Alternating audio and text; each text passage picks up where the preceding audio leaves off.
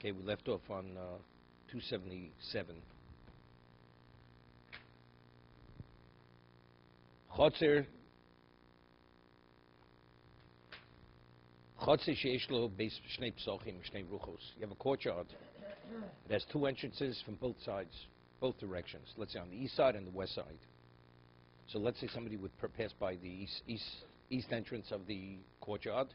If he doesn't see a menorah there, what is he going to say? Probably nobody's lighting a menorah in this courtyard. And if you light it on the east side, but on the west side, somebody be passing by the entrance on the west side. If they don't see a menorah, they're going to say, what? There's no menorah in this courtyard. So maybe you have to light on both sides, right, on both entrances. Tzorach lahadlik b'shteim. You have to light both entrances. Wait. Why? Because the people living there will be suspect that they're not lighting the menorah. So because of Marasayan, that's the reason why you have to light on both entrances. What about if both entrances are in the same direction? He says,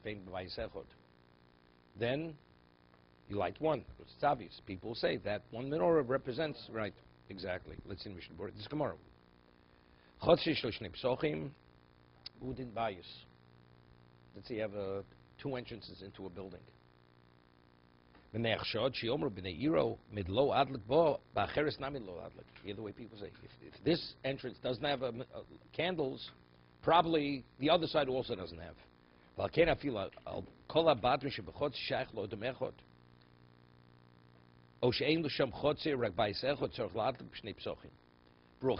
about if both entrances are on the same side? People see lit. Why didn't light in the second entrance? To that degree, people won't suspect the two people living, two separate families, because it's nerishu beso. They'll say probably it belongs to one person. If you don't see it whatsoever, they'll say, as he didn't light here, probably on the other side he didn't light either. One bracha, never mind, to cover both.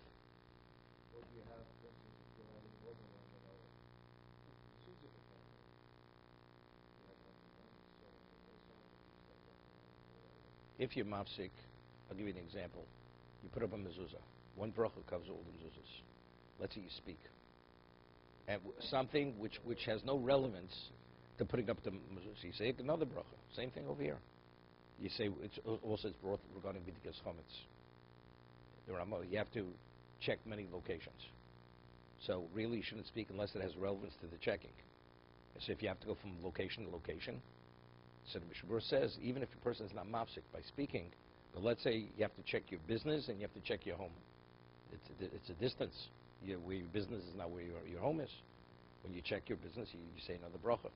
Because the distance, that itself is a hefsek. So I'm saying it depends. Like from the other side, so if probably it's within a very short period of time, so you wouldn't say another bracha. But if you speak, then you should say another bracha when you light the other set of candles. Look, somebody else lighting is no different than yourself lighting it. Right? If somebody else says the bracha, you would say the bracha. Same idea. Because we're saying the obligation is on that one person. Because of Marasayan. Because he's suspect that he didn't light. Therefore, it's sufficient to light in one location. But he says that's only ubayis echod. Avolim shnei batim o shebayis echod cholok mitocho api shem shel odom echod tzorach lahadlik b'shteiim mishum shad. Here, let's say a person has two houses in the same courtyard. Uses both, but it looks like two different families live there. You have to light up both houses because people don't know it's the same person in both. He says, what about you have one building and it's divided into separate apartments? Same idea. If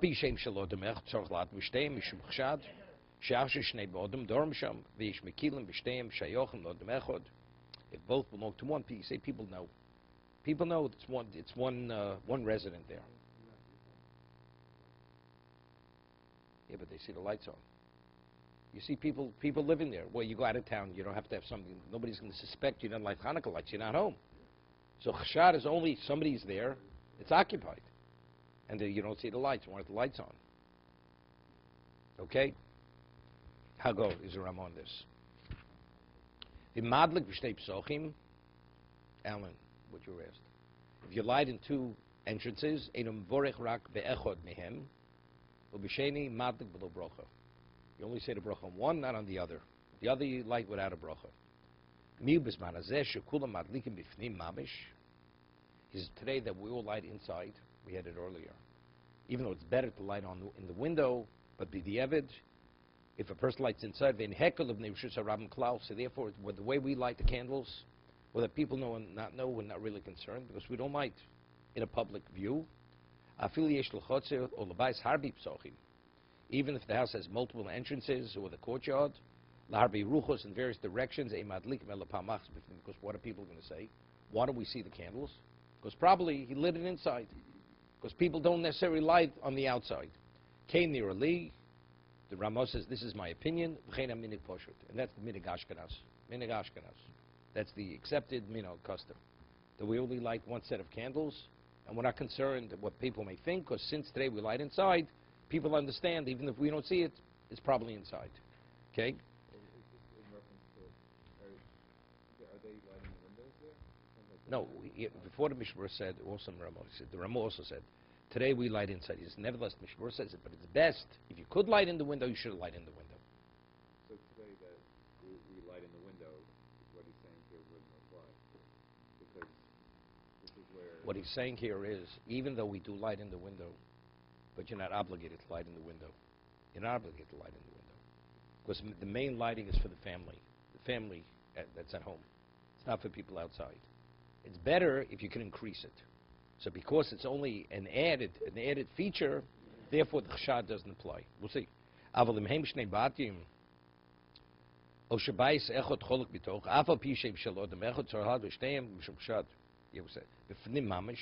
Hein bisman hatur shoy madlik meitzel pesach habayis bibifnim boy osin al koponim hekel ovrim ken yesh shad mash kol shein heker kroy ovrim.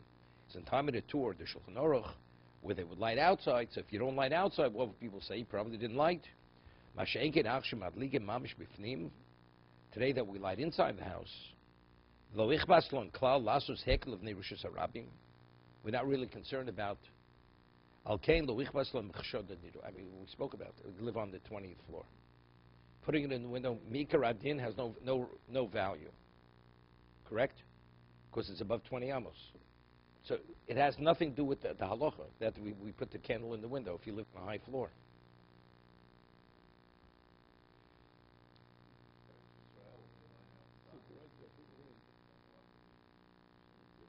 What are you asking about the grow?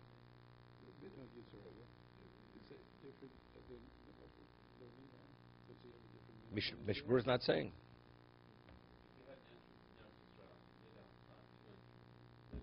He's saying, even so. Not everybody puts a box outside. Today also it's common we put the menorahs in the windows. You have private houses, where's the menorah? It's not on your table, it's in the window. Correct? But he says, but the minig is, he says the minig is not that. It's not the minig. That's what he's saying.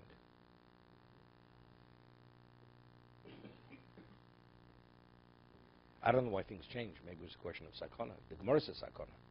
Gemara says at the time there was danger if you display your lights, so they put it on the table.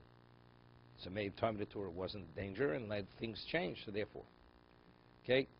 Now what's the time we light the candles? Zman hadlokas ner Chanukah. And here there are various opinions. I mean, from the Mechaber, it's not simple. Most people light candles 42 minutes. That's the earliest time of nightfall. 42 minutes after Shkia that's Seisuk Chovim. It's nightfall. I know Rabbaran made some kind of calculation. I think the Briskers also. They light 20 minutes after Shkia for some reason. 20, 25 minutes after Shkia, which is before nightfall. They don't wait for Seisuk Chovim. We'll see. See, he doesn't say. He says one doesn't light the candles before the sun sets. Elim sof shkioso. The end of the setting of the sun. Now the question is, what does that mean? Normally, when the sun fully sets, that's nightfall. He doesn't say Elim tzeisuk chovim. Right? He should say one doesn't light it until the sun sets, but you light it with the tzeisuk chovim. And when stars come out, that's normally he speaks. Lo ma'achrim, v'lo magdimim. You should not delay it. It should be lit at the very beginning of that period of time. Not earlier, not later.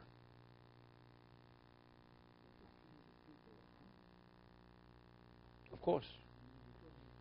We're talking about the optimum time. You know, you could have your wife light. Your wife could light mimotzi, unless it's a two-family, salary. Sure. You don't have to be home. I mean, there's a question. Then you should tell your wife when she hit lights, you don't have to light again. If the only way you could light again with the bracha when you come home, you have to tell your wife to have specifically in mind that you don't want she should be motzi you.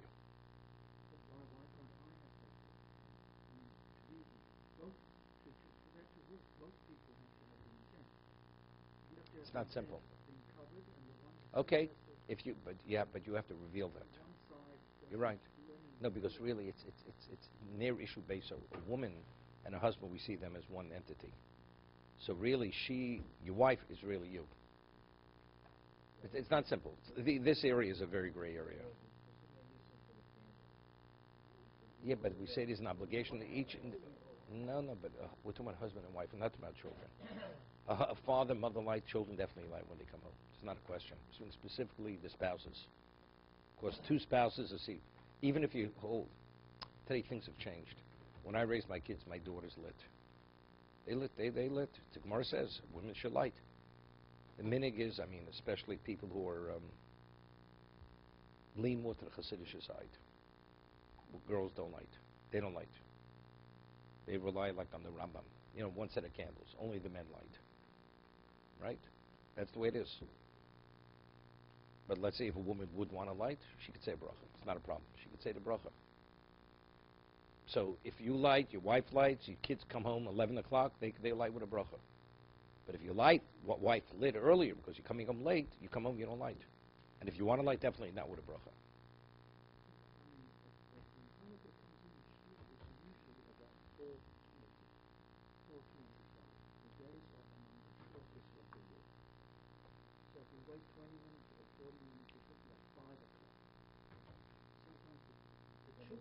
This is lechatchila. This is the optimum time to light. The optimum. This is the optimum time to light. You're right. So now the Mishna Berura says, what is sof shkia? Even though the Mechaber doesn't say tzeisuk kochavim, he says hainu tzeisuk kochavim. That's what he means. The end, when the sun fully sets, he says that's tzeisuk kochavim. That's nightfall.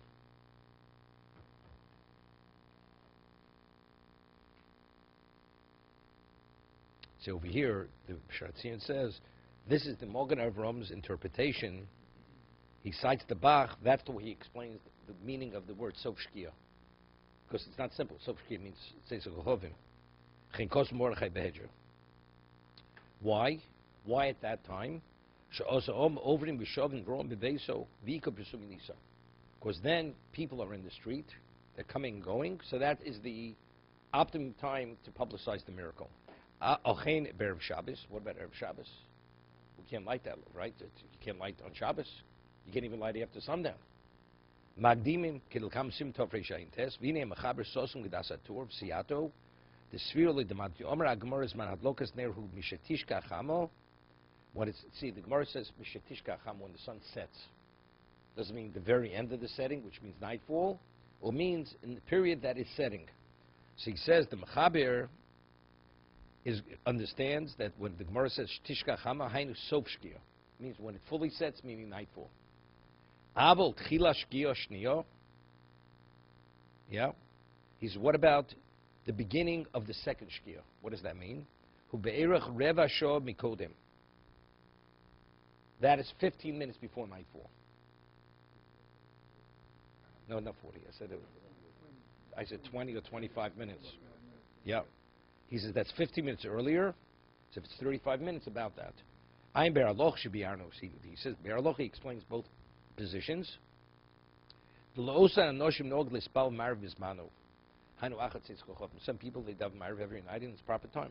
Nightfall, not early. You should light before Ma'ariv. So if you daven Ma'ariv exactly nightfall, so that means you're going to light candles earlier, before nightfall. Chen kosmor ksiov, chen nog agro. And this is the way the Vilna Gaon conducted himself. But however, how long does it have to burn into nightfall? It's when you light it, but it has to burn a half an hour into the night. Same idea.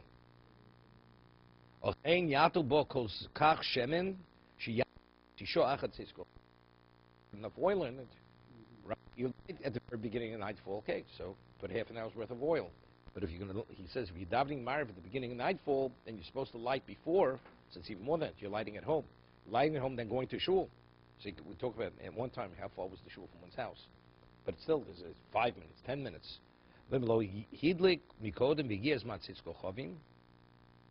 What about Tzitz Chovim come and you don't light Chanukah? So this question: do you do Ma'ariv first or do you do Hadlok Snares first? Yagdim is called Ma'ariv. You should have Ma'ariv first. Do Tadir, because it's something which is more frequent. What? Because you're not having Ma'ariv earlier. He said since you light before, so but he says what happens now? It was delayed and now you're holding by nightfall. So now it's a question of A or B. So Ma'ariv takes precedence because it's more frequent. V'gam yesh bo mitzvahs Kriya Shema. You have multiple things. You have Ma'ariv, you have Kriya Shema, Shida Raiso. So why is Tadir play in? It's over Tadir Shenu Tadir Tadir Kodim. Right, but I thought Tadir that only applies where there's everything's on equal footing. No. I think if you have Kriya Shema. No, that he's saying that besides that, he's saying that. He says in addition. First he's talking about Ma'ariv. Ma'ariv is Torah. We wouldn't even have to come with the Kriya Shema. And in addition, he says, besides Tadir, he says two things. Firstly, there's Ma'ariv. Ma'ariv is more frequent than lighting candles. In addition, you have the Doraisa of Ma'ariv. This always comes up with Sphira, right? When we count Sphira already, the days are already long days, so we usually daven early. So when do you count Sphira? After benching. But you have to say Kriya Shema over. So what do you do first? Do you do Kriya Shema or do you do count Sphira? Do you count Sphira? We say Kriya Shema first. For two reasons. So Mishna Berura says there, first it's Tadir. And it's Doraisa, both reasons. Right? And Sphira is only Drabanan. As rule, Tadir counts even if there's... I thought it was only if two things are on equal footing. But I'm explaining to you. Usually the Tadir... It's true, it is irrelevant. But I'm saying usually the Tadir goes together with the Doraisa. Stand like here. Kriya Shema is Tadir and Doraisa. Sphira Som is Drabanan. Kriya Shema is Tadir and Doraisa. So for the two reasons, that's why it takes precedence over. It precedes the counting sphere. I was going to Drabanan, of course Drabanan. The whole thing's a rabbinic enactment. But we pointed out that I was going to bring that up. The Gemara says a person only has enough money to purchase wine or Neres Chanukah. Even though Kiddush Friday is Doraisa. It says you purchase Neres Chanukah. Because but still because Pirsim Nisa takes precedence over Kiddush. But yes, he was saying here, if you have Kriya Shema and you have Ma'ariv or Kriya Shema, right? It takes precedence over why? What about Pirsim Nisa? That's the question I was going to ask. You have to. No, didn't answer. No, but still. So that's the question over here. Over here we're saying if you have Ma'ariv or you have Hadlokas Neris, which one do you do first?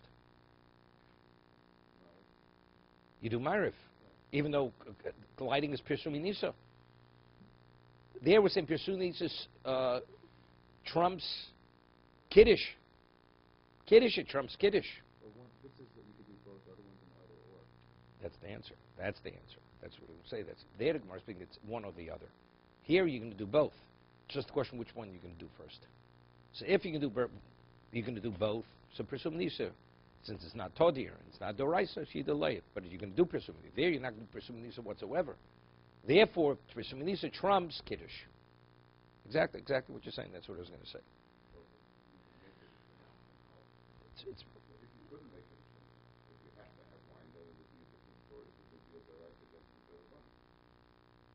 maybe.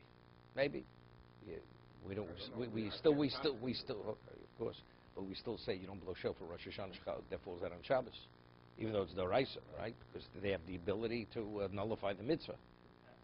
where it's passive, you're not fulfilling the mitzvah. Okay? I just want to finish this. Min anochon, he says, now this has relevance to us. We usually light after Mariv. V'dada fil nogel hadlik achat fils arvis min anochish yachinu al koponim hashemin betoch haneris koden fils arvis. I mean, everything should be prepared from earlier, that there shouldn't be a delay. Because you start setting up the candles with the oil and the wicks, take you 20 minutes. Okay? Kadesh muchan tekef achat fils arvis lahadlik. You should be able to light immediately after Mariv.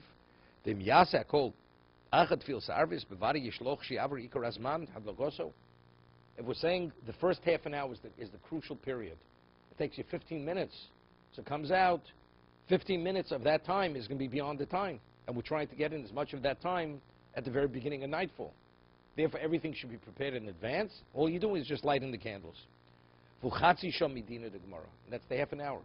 Since the first half an hour, that's the most important, that's the crucial period of time.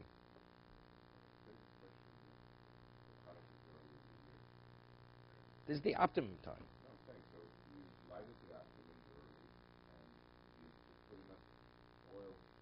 enough oil in there so that it burns when people... No, we hold hadlokos a mitzvah. Hadlokos a mitzvah, you're supposed to light it at the time. So but you're in the office. The question is, you're in the office. What are you supposed to do?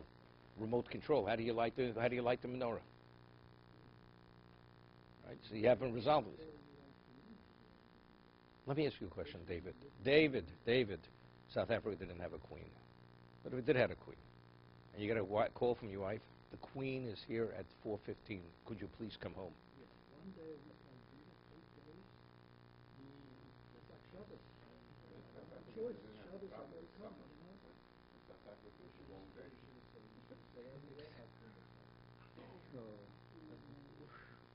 Okay, don't get personal. Okay.